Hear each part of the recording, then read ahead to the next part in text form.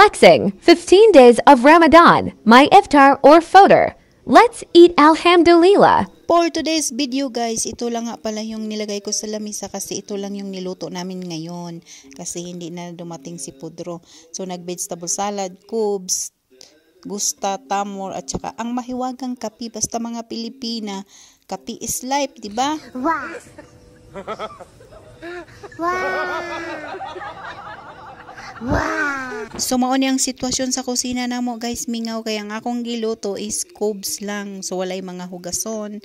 Naggawar ako og nagluto og cubes og naghimo og vegetable salad. So di ba? Hayahay. Ugma darating na naman si Pudro. Pero daghan na namang trabaho. Ganyan lang talaga ang buhay guys. Laban lang tayo sa hamon ng buhay. Ramadan ka lang. May tips nga pala ako sa inyo guys. Kapag nagpasting kayo, uunahin ninyong kainin is ang tamor. Then isunod ninyo ang tubig. Kakain kayo ng mga 1 o 2 tamor. Tapos inom kayo ng tubig.